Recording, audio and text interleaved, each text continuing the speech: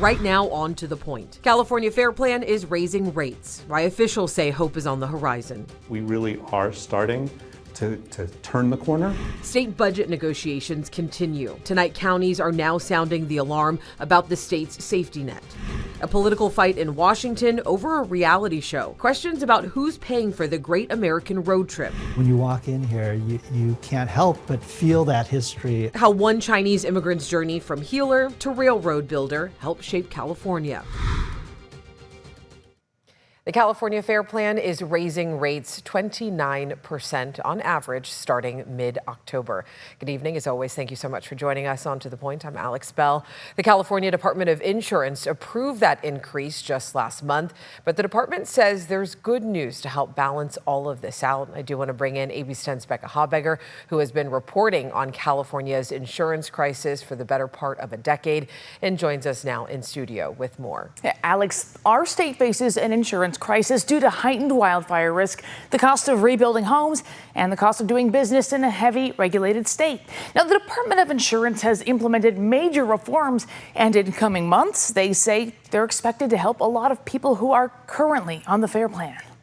Rate hikes are coming to the California Fair Plan, the state's high-cost, bare-bones fire insurance of last resort. Starting October 15th, whenever after that someone's policy is set to renew, customers will see an average 29% increase in their homeowner's premium. Nobody wants to be on the Fair Plan. It's limited coverage and it comes at a higher cost. And that's the reality. Michael Soller is Deputy Commissioner for Communications at the California Department of Insurance. He says people whose policies renew in mid to late October could get their renewal notice as soon as mid-July, 90 days out. California regulations require insurance companies to get the department's permission before raising rates. Last year, the Fair Plan asked for a nearly 36% average increase. Last month, the department granted a lower 29%. That's still a huge amount for people. That's a big, unexpected expense for people. But Soller says the state's largest insurance reforms in 35 years, the sustainable insurance strategy put into place by Commissioner Ricardo Lara, are beginning to pay off. Insurance companies that paused or limited business in the state due to high wildfire risk and burdensome regulations are now coming back. The reforms offer them rate-setting tools they've been seeking for years in exchange for an agreement to write more policies in higher wildfire risk areas. So where you might have gotten a no from your insurance agent, it's worth calling them back, saying, hey, I know that there's some changes coming. I know that policies are being written. He says 12 insurance companies are responsible for 85% of homeowners' policies in the state. Of those, 6 so far have agreed to the sustainable insurance strategy. CSAA's new rate, which means a commitment to writing more policies, went into effect March 1st. USAA April 30th. Mercury and Farmers in the next few months, and Travelers and AAA SoCal are in process, along with several other smaller companies. Now's the time to start calling other agents. That message is especially aimed at the 663,000 homeowners currently on the Fair Plan, a number 4 times higher than it was in 2019. Earlier this month, the state Senate Insurance Committee held a hearing on what it will take to bend the wildfire risk curve and stabilize the market long term. Insurance Commissioner Ricardo Lara pointed to Fair Plan data as the clearest signal yet that the strategy is working. The Fair Plan growth has slowed measurably over the last 2 quarters. The slowdown coincides directly with the insurers filing and receiving approvals under the sustainable insurance strategy. This is not accidental. This is not coincidence. This is the sustainable insurance strategy working as intended. Still, experts say the market is far from fixed. Actuaries and fire scientists who testified at that same Senate hearing warned that real affordability will only come when wildfire risk itself comes down through large-scale home hardening and community mitigation. Lara agrees. And you can head to insurance.ca.gov to search for agents and companies writing in your area. You may find your options have changed. If not now, then keep checking back, the department says. Alex? All right, Becca, thank you. Well, California must pass its finalized 2026-27 budget by June 15th. So negotiations are well underway with Governor Newsom, the legislature, as well as advocates. Now, county representatives are meeting with lawmakers this week to ask for more money for social services in light of billions in anticipated federal funding cuts. County leaders say that federal funding cuts due to the so-called Big Beautiful Bill are not red or blue issues, but real threats.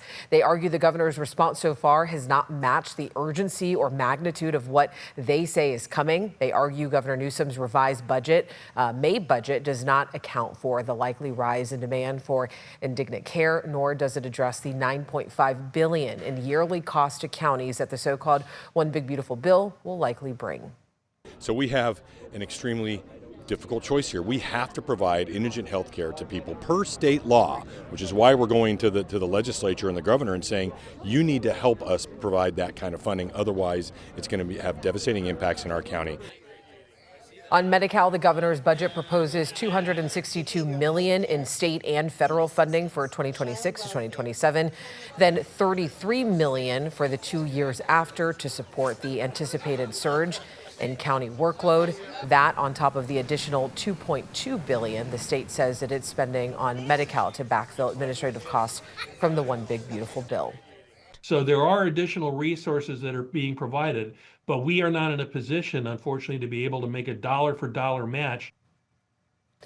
The governor's latest budget is $350 billion, the largest in state history, and eliminates a deficit for the next 2 years, according to Governor Newsom. The Sacramento County Board of Education voted 4-3 last night to overturn Twin Rivers Unified School District's decision to revoke the charter for Highlands Community Charter and Technical Schools and California Innovative Career Academy, preventing the school from closing.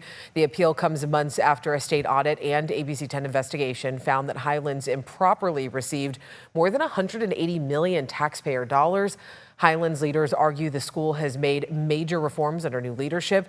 Executive Director Jonathan Raymond said their charter with Twin Rivers goes until June 2027, and they have already filed an application for a new charter with the Yuba City Unified School District. In a statement today, the Sacramento County Office of Education said the decision followed the formal appeals process required under state law. Twin Rivers Unified says it has not yet decided whether it will appeal the ruling to the State Board of Education. Still ahead, voters headed to the polls in a number of states yesterday. We take a look at some of those key races. And then fire crews making progress in Southern California as containment grows in the Sandy fire. Tomorrow is likely the warmest day, not only of the week, but of the year as we climb towards 96. But into the long weekend, we're back in the 80s. I've got a full look at the forecast after the break. But first, another headlines tonight. The U.S. has indicted former Cuban President Raul Castro. The charges are tied to the 1996 shoot-down of 2 civilian aircraft that killed 4 Americans. Castro is charged with conspiracy to kill U.S. nationals, murder, and destruction of an aircraft. The Ebola virus in Central Africa is growing, with nearly 600 suspected cases and at least 139 suspected deaths. Health officials now believe the virus started spreading months before it was detected, and say the numbers will likely keep going up. The World Health Organization says the risks are high regionally, but low globally. In our jobs, that would be pay for play. It would be 100% illegal. And a battle is brewing on Capitol Hill over Transportation Secretary Sean Duffy's reality TV show. The Great American Road Trip stars Duffy and his family and is funded by companies the Department of Transportation works with. Duffy says the show is meant to encourage Americans to see the country. Take a look at this. Fire crews continue to battle a wind-driven wildfire in Ventura County. According to an update from CAL FIRE just moments ago, the Sandy fire in Simi Valley has now burned more than 2,000 acres and is now 15% contained. The cause of the fire is still under investigation. There are evacuation orders for more than 40,000 people in the area. Some devastating scenes coming out of there.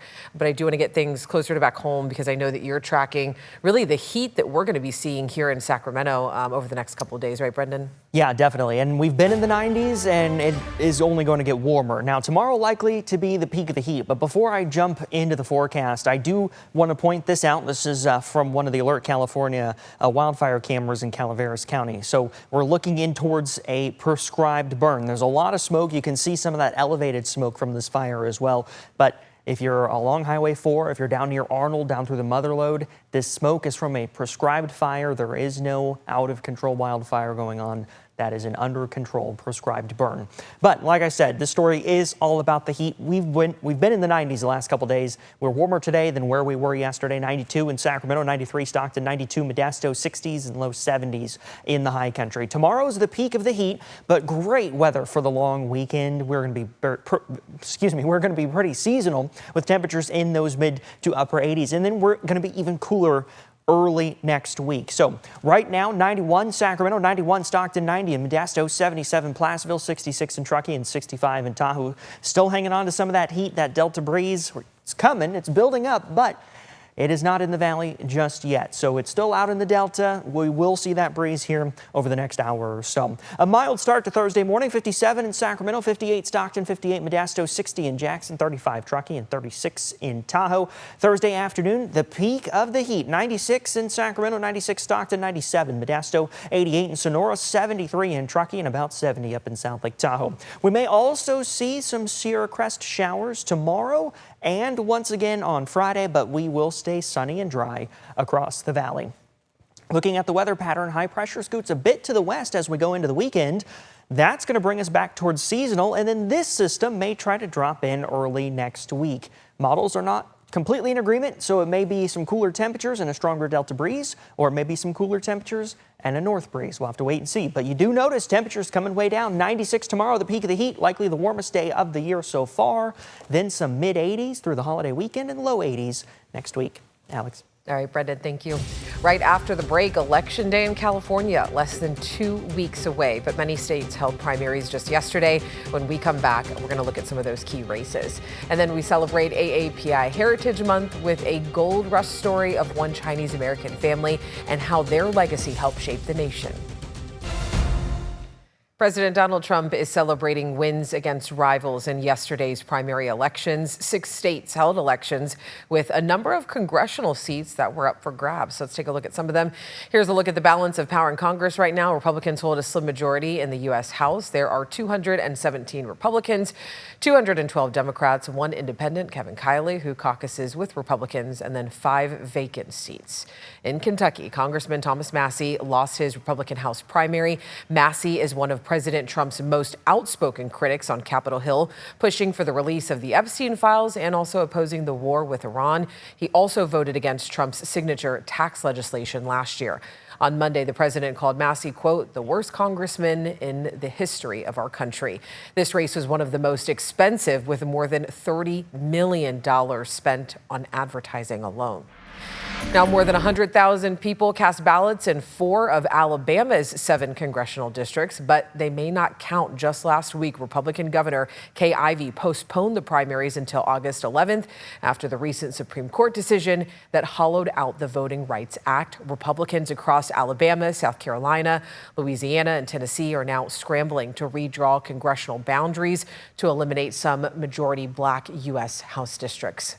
Out in Georgia, State Representative Jasmine Clark won the nomination in the congressional seat after Democratic Congressman David Scott died in office at the age of 80. She is almost certain to win the general election in a district that tilts overwhelmingly towards Democrats. Voters in Oregon overwhelmingly rejected a gas tax increase passed last year by Democratic lawmakers. This is seen as a victory for Republicans who put the issue to voters as the war with Iran is causing gas prices to continue to soar. Democrats had raised the gas tax by 6 cents a gallon to help pay for road improvements and help with the state's transportation budget. Republicans responded by putting the issue in front of voters.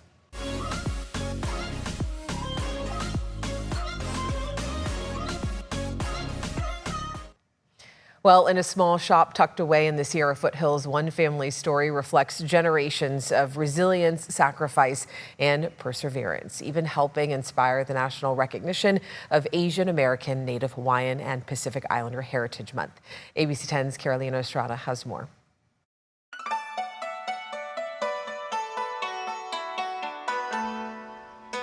Hidden in the Sierra foothills in the town of Fiddletown sits a shop filled with history. For one family, it's also filled with memories. You always discover new things anytime you go in the store. That's the beautiful part about this. For David Yi, this isn't just a look at California history. It's a deeply personal connection to the people who came before him. It's deeply meaningful to myself and our family. We have a deep personal connection. Our ancestor, made the journey from Canton, China, to Fiddletown, California, in search of a better life, looking for gold. My great-great-great-grandfather helped build the store. His ancestor Yi Fengchang came from China to California during the gold rush, hoping for opportunity.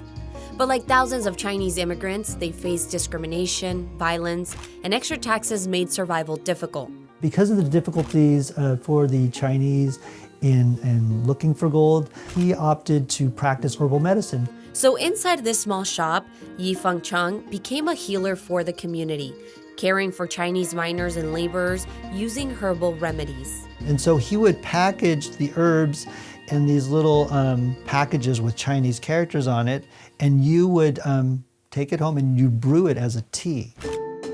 And in 1862, his reputation reached far beyond Fiddletown after he created a remedy for Jane Stanford, the wife of California Governor Leland Stanford. And she miraculously recovered, became quite famous in his day, and was honored by the governor. It sort of elevated the Chinese in the eyes of the general population. And that history lives on today. When you walk in here, you can't help but feel that history upon you. And to have that personal connection to this store is deeply meaningful to me. That connection to healing continues, just in a different form. I'm a urologist and urologic oncologist or cancer surgeon at Sutter Health. And so it's incredibly important for me and very gratifying that I am sort of following in the footsteps of my ancestors. But his family's story is also one of sacrifice. Another one of his ancestors helped build the Transcontinental Railroad, part of a Chinese workforce that helped connect the country. 80% of the railroad from the western part of the United States was built by the Chinese. But even with those contributions, many of those stories went unrecognized. My grandaunt Jeannie Ju wanted to honor his story and Asian Americans who helped to build this country, but sort of were not recognized. That push for recognition would eventually lead to something much bigger. She worked with Congressman Frank Horton and then later with Congressman Norman Mineta to create a bill called Asian American and Pacific Islander Heritage Month. And so she went to Congress and it was unanimously passed. The month, now known as Asian American, Native Hawaiian, and Pacific Islander Heritage Month. And for David Yi, that history isn't just about looking back. It's about understanding the role his family and so many others played in building America. We've been part of this country's fabric for generations. And so we are part of the building of America and are very proud to be part of it. In Fiddletown, Carolina Estrada, ABC 10.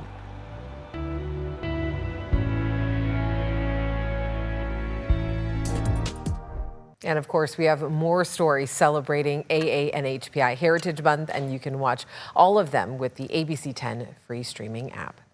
Coming up, a look at what we're working on for tomorrow and our Champions of Hope. You can see right there a group of volunteers at one of the state's busiest wildlife rescue centers.